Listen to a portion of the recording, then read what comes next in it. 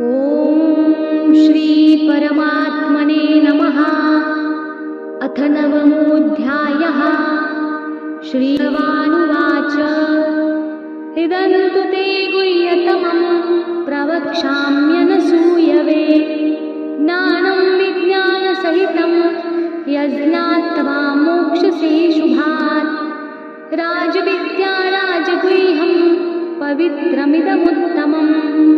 प्रत्यक्षावगमं धर्म्यं सुसुखं कर्तुमव्ययम्। अश्रद्धधानात् पुरुषा धर्मस्यास्य परन्तप। अप्राप्य मां निवर्तन्ते मृत्युसंसारवर्त्मनि। मया कृतमिदं सर्वं जगदव्यक्तमूर्तिना। मत्स्थानि सर्वभूतानि न चाहं तेष्वस्थितः। न च मत्स्थानि भूतानि पश्य मे योगमैश्वरम्। भूतभृन्न च भूतस्थो ममात्मा भूतभावनः। यथाकाशस्थितो नित्यं वायुः सर्वत्र गो महान्। तथा सर्वाणि भूतानि मत्स्थानीत्युपधारय। सर्वभूतानि कौन्तेय प्रकृतिं यान्ति मामिकाम्। कल्पक्षये पुनस्तानि कल्पादौ विसृजाम्यहम्।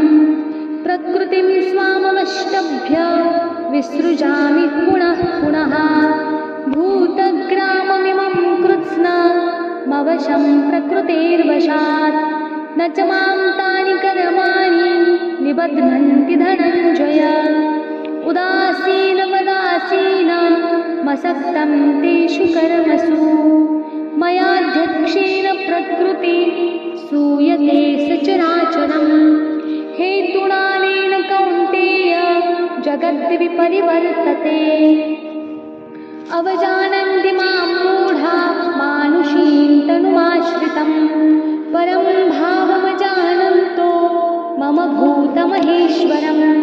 मोघाशामोघकर्माणो मोघज्ञानादिचेतसः। राक्षसीमासुरीं चैव प्रकृतिं मोहिनीं श्रिताः। महात्मानस्तु मां पार्थ दैवीं प्रकृतिमाश्रिताः। भजन्त्यनन्यमनसो ज्ञात्वा भूतादिमव्ययम्। सततं कीर्तयन्तो मां यतन्तश्च दृढव्रताः। नमस्यन्तश्च मां भक्त्या नित्ययुक्ता उपासते। ज्ञानयज्ञेन चाप्यन्ये यजन्तो मामुपासते। एकत्वेन पृथक्त्वेन बहुधा विश्वतोमुखम्। अहं क्रतुरहं यज्ञः स्वधाहमहमौषधम्। मन्त्रोऽहमहमेवाज्य महमग्निरहं हुतम्। पिताहमस्य जगतो माता धाता पितामहः।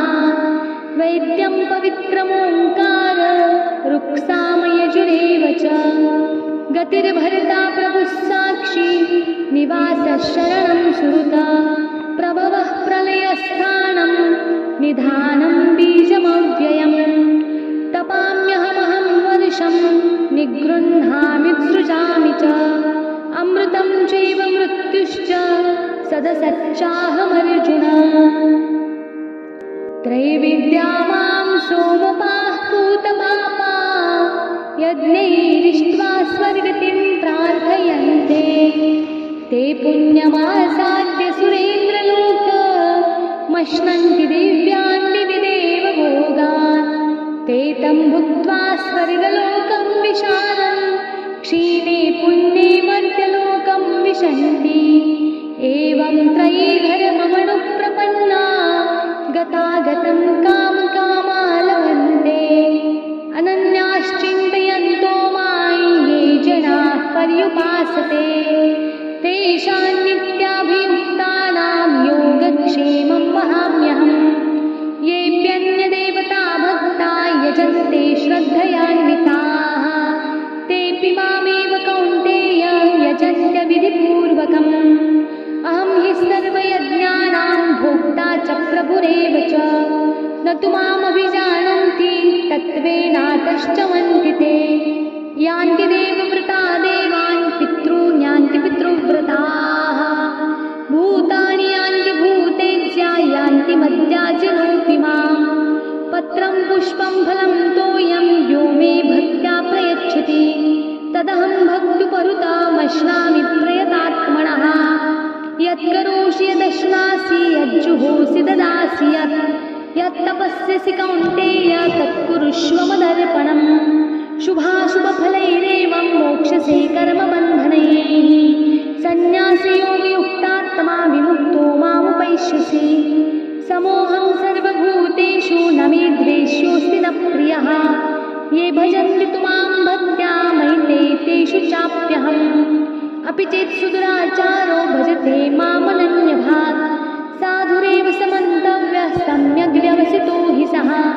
क्षिप्रं भवति धर्मात्मा शश्वच्छान्तिं निगच्छति कौन्तेय प्रतिजानीहि न मे भक्तः प्रणश्यति मां हि पार्थव्यपाश्रित्य येऽपि स्युः पापयोनयः स्त्रियो वैश्यास्तथा शूद्रास्तेऽपि यान्ति परां गतिम् किं पुनर्ब्राह्मणा पुण्या भक्ता राजर्षयस्तथा अनित्यमसुखं लोकमिमं प्राप्य भजस्व माम् मन्मना भव मद्भक्तो मद्याजी मां नमस्कुरु मामे वैश्यसि उक्त्वैव मात्मानं मत्परायणः ॐ तत्सदिति श्रीमद्भगवद्गीता सूपनिषत्सु ब्रह्मविद्यायां योगशास्त्रे श्रीकृष्णार्जुनसंवादे राजविद्या